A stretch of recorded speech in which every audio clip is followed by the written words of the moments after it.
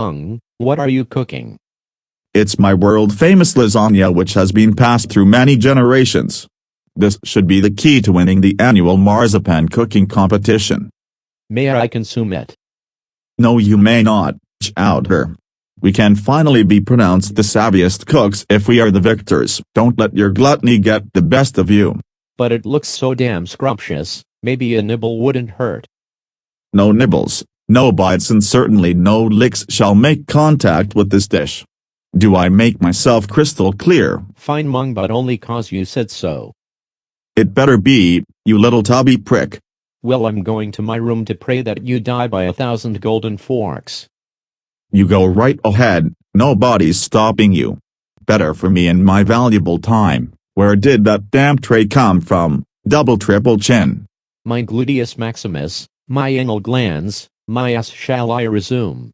Although I am envious of Mung and his delicious food, at least I can enjoy these dozen donuts alone.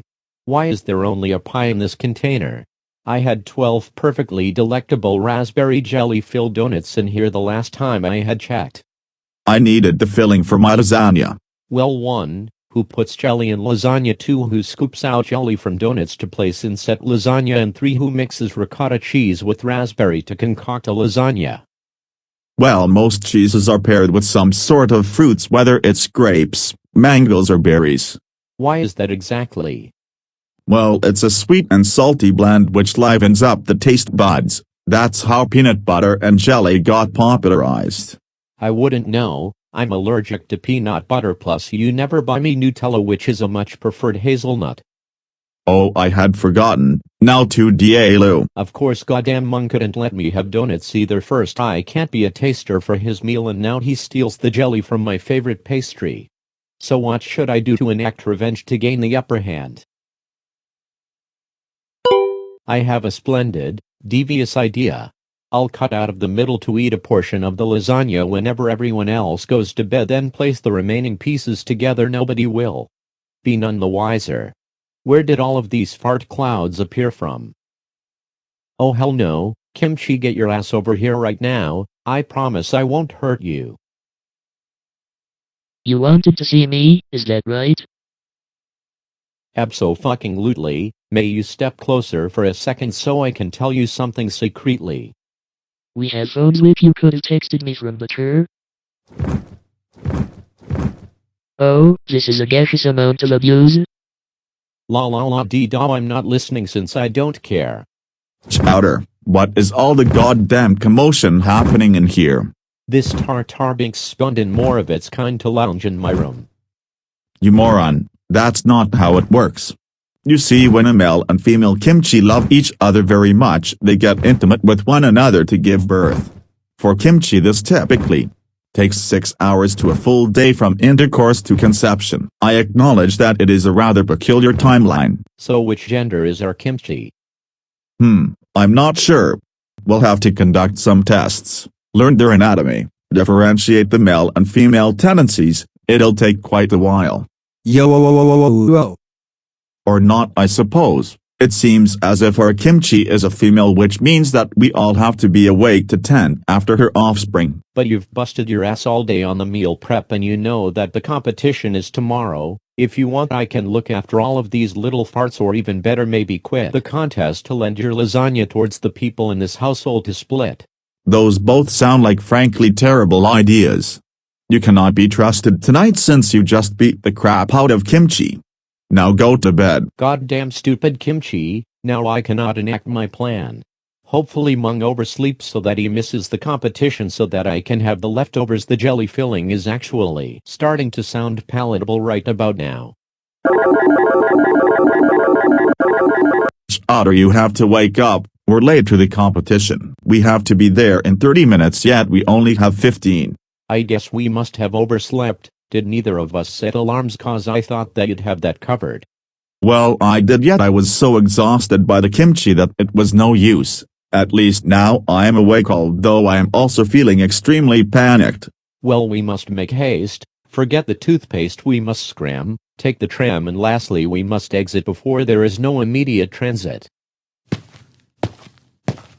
Okay chaps, Now that I have all of your savory dishes, I shall rate all of them from a scale of 1 to 10 and eliminate one of you before we get into the dessert finale, in which it is required that it is cooked in this particular kitchen to ensure that there was no drastic difference between the homemade dish and the dessert. The first contestant was my daughter Panini. Your giant tomato was irredeemable. I can tell that this was cheaply bought and glazed with cinnamon sugar. I am ashamed to be your mentor. But I did the best I could. The best you could. My mother's ass, the best you could. There is no suspense on who's eliminated since it's you. Go to your room and hit the cookbooks. Secondly, we have gazpacho. Although you have not reinvented the wheel, you kept it classic yet conversely delicious all the same. This gets an 8 out of 10. Lastly, we have Mung and his apprentice Chowder. This dish is perplexing, whereas I cannot decipher how this could have originated from. Its flavors clash, which is never a good sign. So due to that factor, I cannot grant it any higher than a middling 5 out of 10. What about the sugary jelly filling? Heavily processed sugars simply don't compare to the natural sweetness of actual natural fruits and or jams. That's the simplest reason it falls short. Alright chefs, you have 45 minutes to perfect those pastries while I spank Panini with a spiked baseball bat. Okay, so the first impressions weren't the best. It just gives us more to prove. Look, this gazpacho guy is really good. How about we quote-unquote accidentally tamper with his food? Not the worst idea you've come up with, but how would we bypass our way to his station? Leave that to me. Gazpacho, I have some ice cream. Would you like to take 5 minutes to eat some with Mung so y'all can talk about grown-up things whilst I maintain the dishes? Oh boy, would I. What a gracious offer, young man.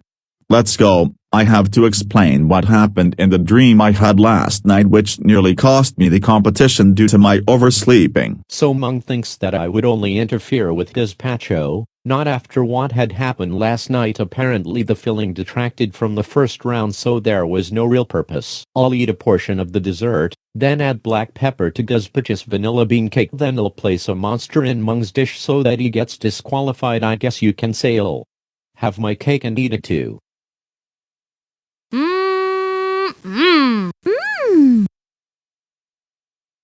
I have returned. Where are the dishes? I was wondering the exact same thing. Chowder, where is my vanilla bean cake? Here it is. Why are there visible bite markings? Well, the monster had consumed a couple slices, therefore I was holding it to salvage whatever was left. That's awfully fishy. No monster was present before me and gazpacho went out to have Rocky Road. I wish that there was a way to gain insight into what really occurred. Actually there is. I have scattered hidden security cameras in case of tragedy. Or hatchets. Chowder, do you want to confess anything or hold your peace? Hold my peace, obviously. That explains the saliva. The teeth definitely appeared larger than a monster's. Hey, the little bastard possessed a monster in his pocket. Chowder, you are so unbelievably fucked. We'll reschedule the competition for another day, yet for now I suggest that we both spank our apprentices for being such sorry freeloaders. That'll be delightful. Why?